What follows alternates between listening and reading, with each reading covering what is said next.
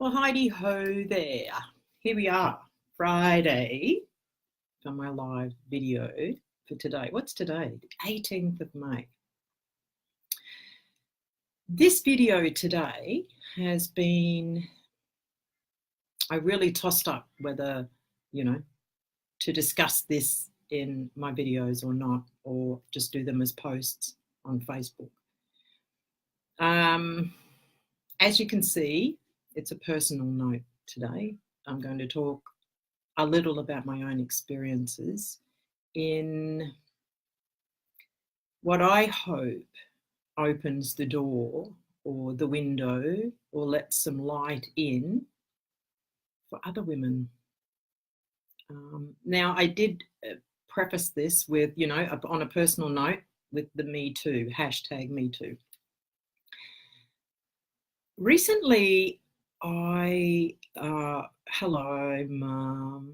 Recently, last year, I came across a technique called Creatrix, which is a breakthrough system, a breakthrough method for women with emotional baggage, negative head chatter, limiting beliefs, dreadful self-esteem, anger issues, depression, anxiety, all of this sorts of things. Now, what this technique does is it works on an epigenetic level. Okay, now this is, if you imagine everyone comes into this life and you have a genetic cup. Now, before you even got here, your genetic cup was full, chockers, overflowing with all of the experiences, good and bad, of all of your previous ancestors. Now, this is science. Science knows this, okay? So it's not just pie in the sky or some fandangle thing. This is epigenetics. Now, epigenetics is the study of our genes, put simply. Now, what happens is for women, men also, but I'm talking about women, we have already in our genes a lot of trauma and drama that came with us from situations that our ancestors went through. Okay, we haven't even gone through these situations in our own life yet, let's say, okay? It's a very big topic and my brain is just rushing right now. It was just hard enough to type the description knowing what I was going to talk about. So I'm trying to keep it together so there's no tears, okay? Because that's not what I want. I don't want sympathy. I don't want it to be a traumatic story or a drama. I want this to be educational, enlightening, and I want it to be the path out for other women like myself. Now, your life, you can be scared of something in this life that you have no reason to be scared of because you've not even run into it, let's say, because it came with you in your genes. It's like actually prodigies, like young kids that can play piano, like, think of the best piano players. I can't right now. You'd think it's Mozart, a piano player. Anyway, so what happens is we bring these in with us. So we've already got the deck stacked against us already. Now, with modern life, especially being a woman on this planet right now, it's not ideal if you're looking for a cruisy life, that's for sure. So what can happen is through life, we start reacting to things or creating beliefs in our head based on how we're dealing or not dealing with issues in our lives. Okay, so I'm trying to think about how to put this as simply as possible, just to nut straight to the point, because what I want to do is I want to express to all women that watch this, men too, because there is a process called Innovatrix, which is for men, but it's a version that the male brain understands. Creatrix is the female brain version.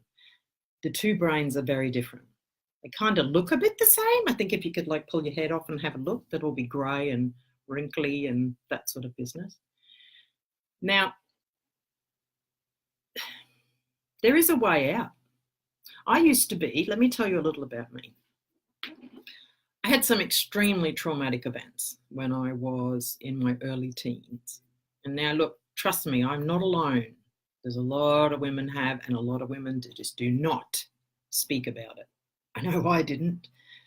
I actually took those actions as thinking that was the world telling me what I was worth, what my value was. So through the mistreatment of others, I gained this distorted belief or understanding about myself that I wasn't worth anything. It's sad. However, I'm not alone. This happens to billions, and I'm not joking, billions of women go through this, of all ages, all ages. Now, okay, the stuff that was really difficult for me was sexual abuse. Now, it wasn't until I did Creatrix that I was even able to understand a lot of what I felt about this, what it was. I mean, a lot of it I had just blocked out. I had even, I guess, started to forget parts of it, which was good because that's what I wanted. I didn't want to remember that trauma, that tragedy, that drama, that nightmare, just a fucking nightmare. That's what it was. I hung with the wrong crowd, as you usually do. Going back to Creatrix first, let me just go there. So from being fully emotionally crippled, which I hid, I think, quite well, as most women do, you're not hiding it actively. We go by the signs in society. There is now, right after the Me Too movement, there is now a platform or there are more forums, let's say, for women to come out and discuss these things, or for women to just listen to other women. And, not every woman is prepared to talk about it or even wants to talk about it. And that is absolutely fine. If that is you, then that is absolutely fine.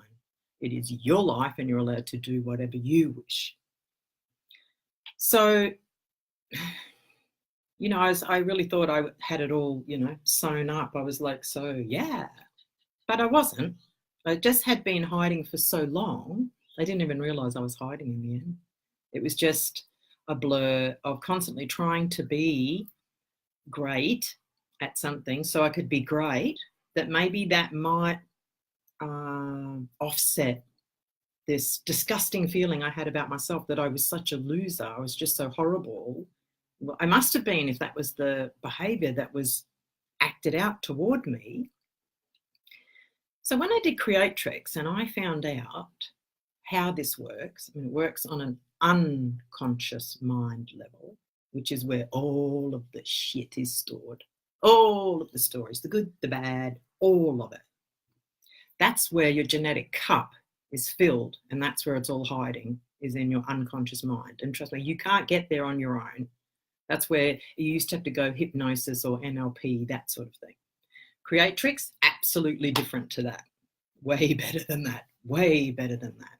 More modern and based on epigenetics, all right, which is the study of genes. Now, they know flat out we bring it all with us. However many ancestors back there, all their rubbish came forward. There is a way, this Creatrix way, to empty that cup once and for all, of all their crap and of your own crap, and on all of these warped beliefs about ourselves. Or let me talk from my point of view, warped beliefs about myself, negative self-talk about me.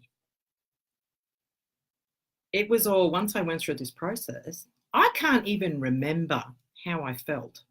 I have to go about it in an intellectual manner and remember it that way, and try to remember the words I used to use or what I used to feel when I remembered my stories.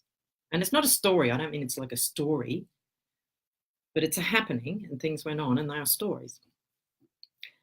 And I would have triggers. There are triggers, very definitely there are triggers for everything.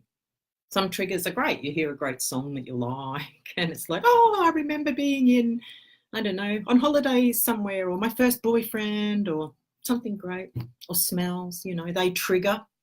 There's lots of triggers, okay? And we can be functioning day in, day out, not even aware that we're being triggered. That's a bit, when you start to realize that, you think, wow, that might be why I have up and down moments and I don't really know why, because I wasn't, you know, talking with someone. No one was yelling at me. No one was beating me. No one was stealing my purse. No one was, I don't know, choose something. But it's because there's triggers. They're subliminal. They're subtle. They're very subtle.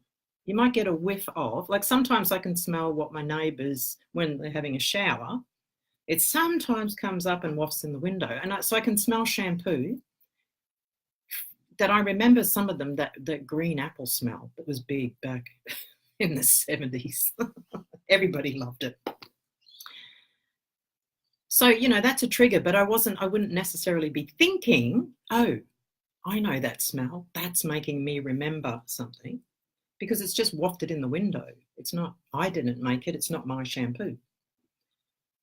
So the triggers are the things that absolutely take you out at the knees, because you can't control triggers. You simply cannot control them. You can control your environment as best you can by eliminating things, photos, don't play certain music, don't wear certain fragrances. There's lots of things in the attempt to make your environment safe. However, that said, you cannot control the world, and you cannot control every outlet that you put your mind into, whether it's a movie, a magazine, listening to someone on the bus, listening to someone in the supermarket, myriad of things that you can't control. However, you might not be able to control them, but that doesn't stop them affecting you. Now, I had triggers that would literally make me feel sick, where I could throw up.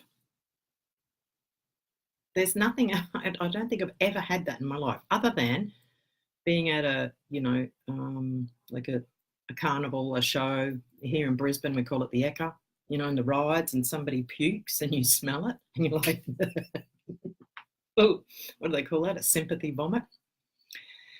But going back, so the triggers were, like I said, they come out of the blue, bang, take you out at the knees, and you're left, the world's going on, you're doing what you're doing, yet you're stuck with this emotional thing that's happened. It up goes the cortisol, which is your stress hormone. The brain starts sending different chemicals, because, you know, thoughts and emotions create chemicals in our bodies. So you're really at the mercy of these things. And if you don't know they're happening, or you don't understand this, then you don't know why you're going through this up, down, round and round and round. And for women, we have a lot more of the chemical, or the feeling of emotions than men do. So if you're having, you know, something's a bad trigger, it's bad. Now, Creatrix, what it does is it goes down on a deep level into the place where all of this crap is stored. Now, this process is very, very simple, as odd as that is. It's brilliant. It's absolutely brilliant. It takes 100% commitment, though, to get there, because no one can physically get into your unconscious mind and change it. End of story. It has to come from you. You have to be 100% committed to the process for it to work. And I can tell you, sure as my butt points down, it works.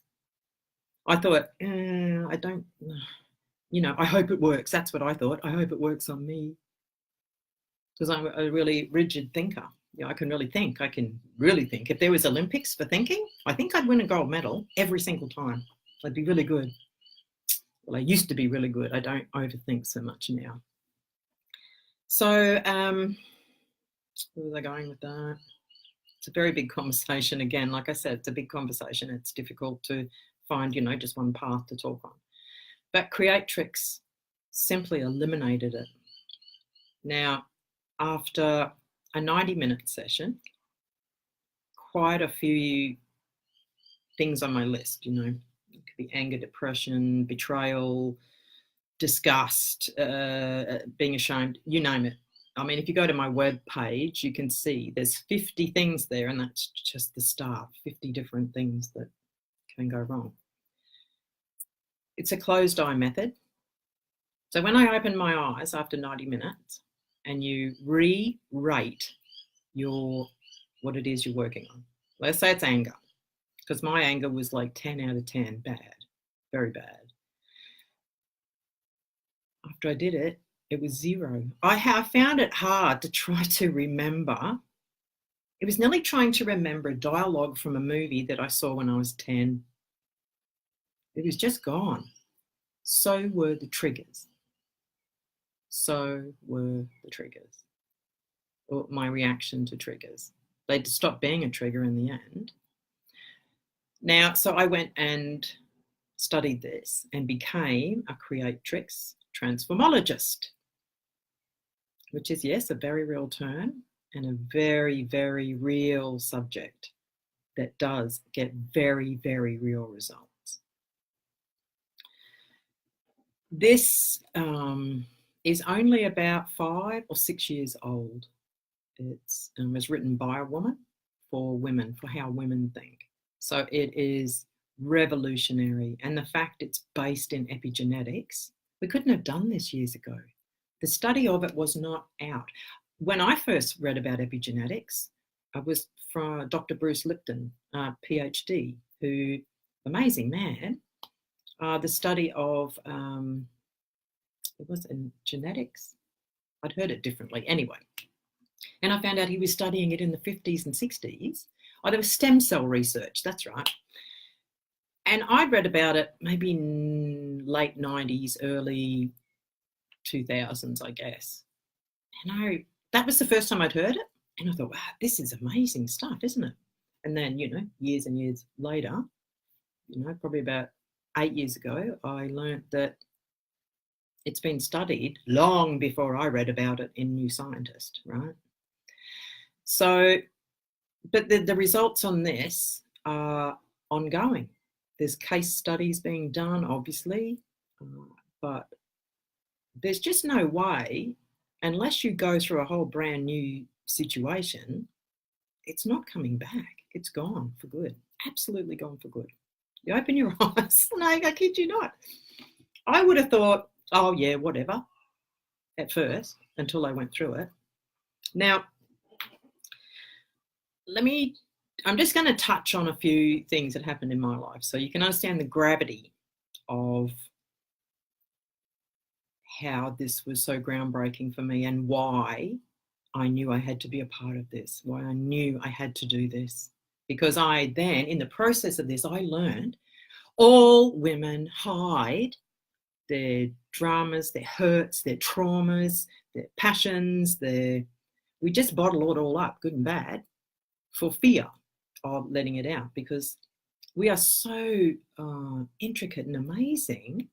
This regular world that's run by men doesn't get it. So we know inherently there's not a safe place for us to discuss such things. And a lot of times it's difficult to find someone to discuss it with because it's painful. Most women don't want to watch other women in pain.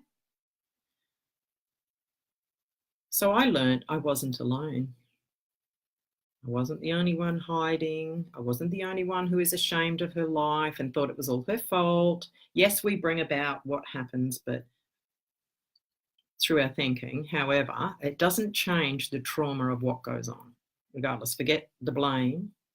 It's the occurrence that is the issue. So when I realized that, and I listened to every woman that was doing this, going through this course, doing this study, I heard all them open their mouth and tell their story too. I mean, and I tell you, my chin was on the floor. Not only just Maz Shermer, the lady that has written this, telling her story, which was just mind-bogglingly bad. Just the violence, the sexual violence, the violence, it's just, I remember thinking, are you making this up? How could you be sitting there looking so sane and normal, yet have had all that happen to you? And then I realized that it's when we harbor it inside is we have this big, thick thing. It's like a big, sticky, heavy, gluggy thing inside of us that is all of this experience, good and bad, and it's just squished down. And it's not easy to carry at all. The bigger it is, just so difficult to carry. And when I started hearing the stories those women were telling about their life, I was thinking, oh my God. Part of me was really happy. I didn't want to be happy at that, but I was so happy. I was so fucking relieved. Just the relief. I wasn't a loser. I wasn't the only one. I didn't have to hide in case there was some power above that was just going to go and lightning on me and go, get rid of her. She's a waste of space. She shouldn't even be here. That air should be for someone worthwhile. You know, I used to think things like that. But the more I did this, the more it became evident to me that I had to do something about this. I had to be in this, and I had to get this message out to other women, all ages, this is happening to. When the Me Too movement started, the sigh of relief was just, I think it could have been heard through the universe, the sigh of relief from women, that it's finally coming to the top, to be talked about, at least to discuss. But I cried. I cried and cried and cried and cried. And you know what? I remembered a whole lot of other times that I'd been physical abuse, sexual abuse, verbal abuse, it goes on. And I think I was about 4. And it was simple as just, I think at a friend's place up the road from where we lived. I don't remember much. I remember it was a case of a person, it could have been maybe 16 or 20, I don't know. I was 4, I think about 4. I wasn't at school. But it was one of those, you show me yours and I'll show you mine. Now, who the hell wants to look at a 4-year-old other than some fucking pervert? There's no way of saying it. There's no other way. That's it. At that age, I had now been introduced to the world of women, and here's your first fucking pervert. And it went on, things that, because we're not encouraged to discuss it, we see women being treated as objects and as commodities. Oh yes, we're a wonderful commodity, being profited on. So much of it I just swept under the carpet, just didn't even think about it until the Me Too movement came up. And then I thought, holy shit, this is pretty bad. And I cried for the girl that I was and the young woman that I was. I was terrified, absolutely terrified. I didn't know what to do, didn't know what to make of it. So I just bullshitted my way through my life. I just tried to be really good at stuff I did. I tried to put on a healthy, happy front. I tried to always look the picture. That's a really dreadful weight to carry. And it saddened me when I looked at what she had to deal with. However, here she sits today. She's a much smarter girl today. And now she's armed with something to help all the other girls / women. Now, as I grew up, and I was really sporty and I liked boy things, I was a daddy's girl. So I liked a lot of, we water skied, did lots of sports, gym and trampoline, I was really active. And so we were going different places, doing different things, and the behavior just got worse as I got older, things that boys thought that were okay to do, small things. I remember being at a friend's place. I was madly in love with this boy. I was 15. He was a total fucking loser. Just a loser. I mean, if you look at pivotal times in your life where you could go back, if time travel was a thing, I know exactly where I'd go and I would rewrite it in a flash. However, can't go back, can't change it. So I'm going to accept it and move on. Now I was at his place. There was 6 kids, 2 adults, terrible adults. They were Just dreadful people, just dreadful, thieving, lying, scumbag people. Yet, I always wanted to see the good in everybody.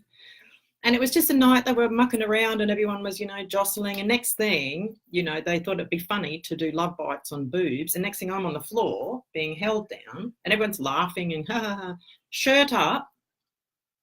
And here I am, I couldn't even move. And I'm like 15 years old. I was mortified.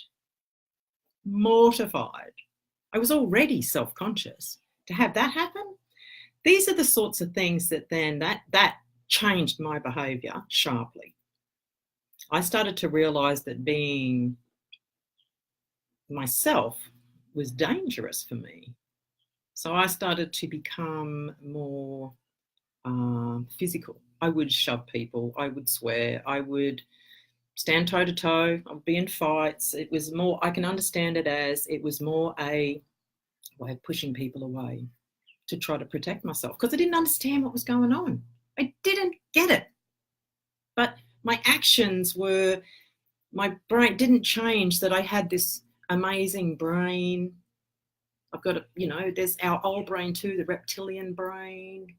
All of it was firing and was trying really hard to protect me, put me in a place of safety, to do the best things for me. Now, hanging with this same family, this same group, led down to so much pain and drama and trauma. Like, my very first sexual experience was a gang rape by a couple of the guys out of this group and some of their friends. I don't even remember really, to be perfectly honest. I think I didn't even want to know. It was such a horrible thing. And it was in a park. There was no one around. It was debilitating. It was terrifying. It was surreal. I was just too trusting. I was young and way too trusting. I was so fucking naive, my God. And next thing, I remember, now, there was so much shame about this afterwards. I only started speaking about this fairly recently. I started to recognise it some years ago, but I didn't speak about it. Because during this, these guys were Zendukai, Golden Glove boxers. They were rough. They were violent, very violent. And I knew this.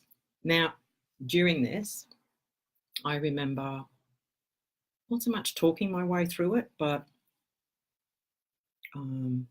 later on I realised what was happening was I was smart enough to know that if I didn't have some sort of control over what was going on, the next day would come, the sun would come up, Cheryl would be dead in a park, and they would just find a girl with no underwear, no half the clothes off, beaten, and every other thing. And then they would be in court and put in jail for killing me. Now,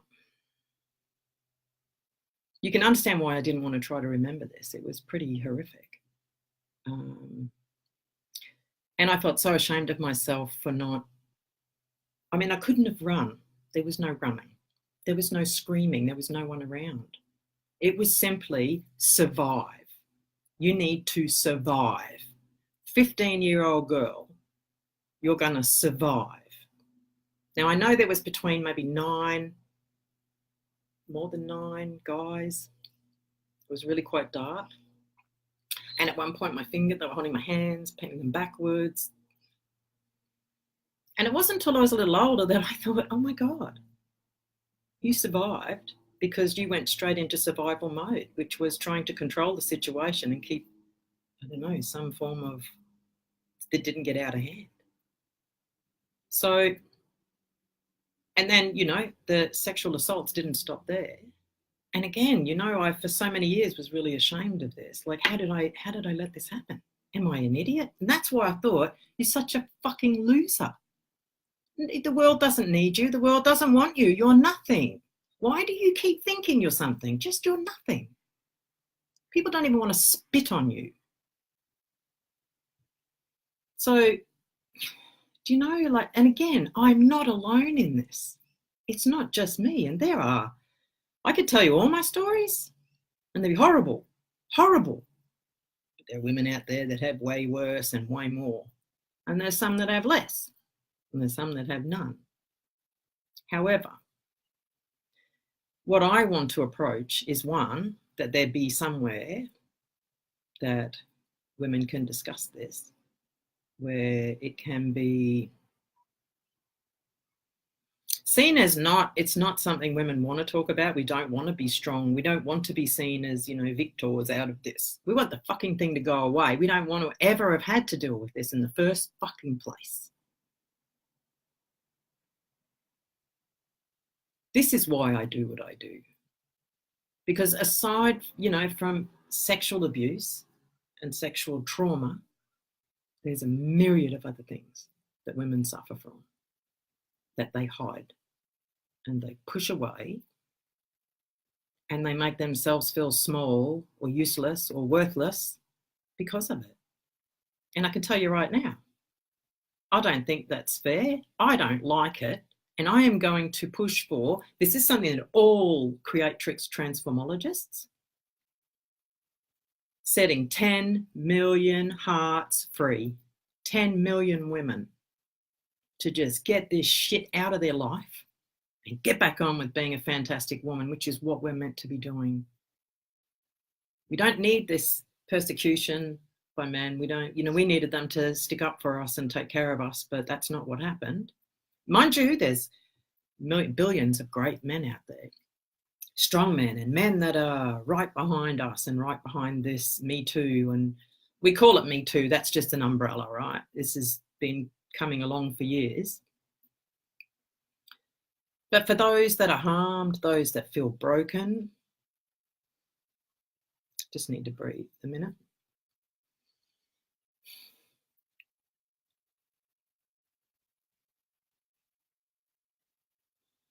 It's time.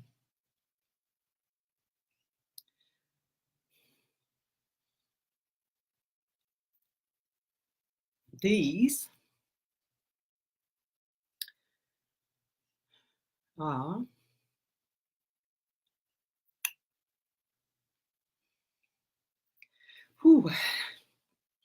nearly like a bucket of tears. I want to help. I just want to help. I want women to know that you can be just like me. All that shit can be gone. Yeah, all of it. Just gone. Out of your mind, out of your soul, out of your genes, out of your essence, out of your fucking life. Finally. Where you can it becomes nothing. You change. It's not like having emotional Botox, actually. It's this amazing thing. But being stuck is not an option. You deserve a healthy life and you deserve well-being and you deserve to be able to self-care without intervention by others, without somebody else telling you you can or you can't. It's just time. And I invite you to come to my webpage and have a look, or I invite you to message me.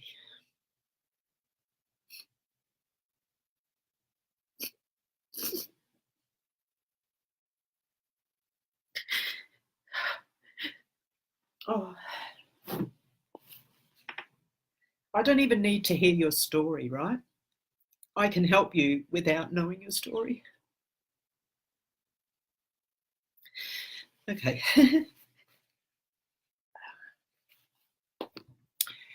So I invite you to speak with me to find out if you can get where I've gotten to with this technique.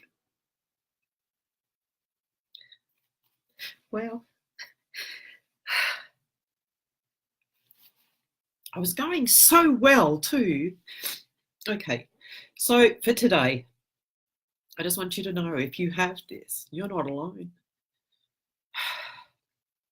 And there's a way out. It just takes 100% commitment from you. If you are ready to do this, you can be on the other side. You can get there and life changes for forever.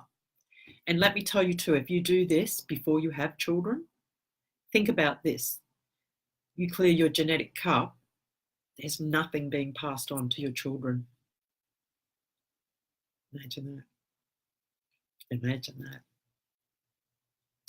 So on this lovely Friday, I want to thank you very much for listening to my video today. I don't know, 35 minutes. It's pretty standard. And again, please go to my webpage. There's lots of information.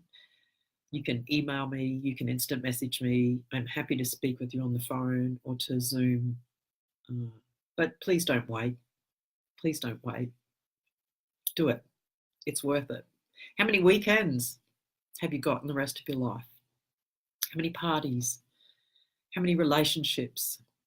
How many wonderful moments are you going to miss out on while you hang on to this shit? And it's just shit. It's just shit. Imagine getting rid of it. What would your life be like without that?